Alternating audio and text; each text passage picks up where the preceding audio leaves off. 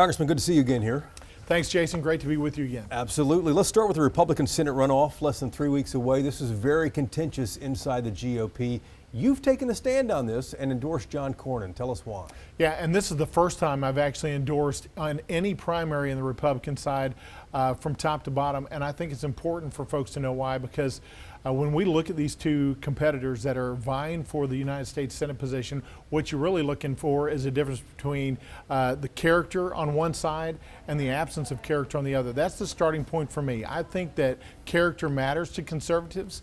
I think that John Cornyn has evidenced that, and on the other side, Ken Paxton has not, and that's a starting point for me. The other real issue is who's electable in November. This is a big deal because Tallarico is going to present a formidable opponent in November, and John Cornyn's the one that can beat him in November. We need somebody that also has the ability to support President Trump in the next 2 years. John Cornyn's relationships in the Senate, his experience in the Senate will provide the support that President Trump needs to finish the job that he's been hired to do. Will you back Paxton if he is the nominee? We'll see, but I think John Cornyn's going to be the nominee. I think that the problem is not just, what are Republicans going to do in December, but what are the people in the middle, the independents, going to do in November when they go to the ballot box? They're going to look at two candidates and they're going to wonder who's going to best reflect the principles and the values of Texas, and who can do the job for them in Washington, D.C. That man is John Cornyn. And the middle makes the decision, as you know all the time, but could Ken Paxton defeat James Tallarico? I have serious doubts about that because I think that there will be a lot of people that go to the polls in November, the ballot box in November, that say, I'm just not sure that I want to vote for either one of them. So I anticipate that if you have a Paxton versus Tallarico race, you're going to see a lot of undervote of people showing up to the ballot box and just say, I'm just not willing to vote for either one of these guys because they don't get to the level of the quality of either the competency or the character that I want in Washington, D.C. Congressman, let's talk Iran for a moment here. It's costing taxpayers billions of dollars. You and I know it every time we fill up for gas. Summer vacation is going to be more expensive too.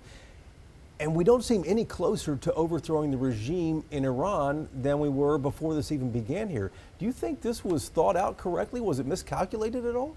No, the primary purpose of the Iran conflict was not to overthrow the regime. When you look back at what the president stated his objectives on, it comes back to national security interests. It came back to finishing the job that he started when we bombed these secret bunkers that were creating the nuclear materials. Yeah. That's right.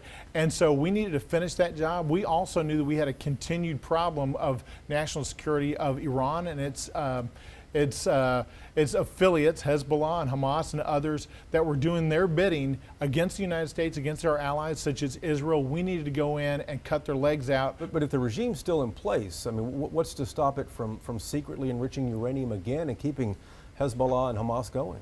Yeah, I certainly think that they do have that intention, and that's why I would love to see regime change, no question about that. But the immediacy of the objective of the national security interests of the United States in the next couple of decades certainly been accomplished by what President Trump has done there with the strong military move. Fiscal conservatives are increasingly worried about the cost of these overseas conflicts.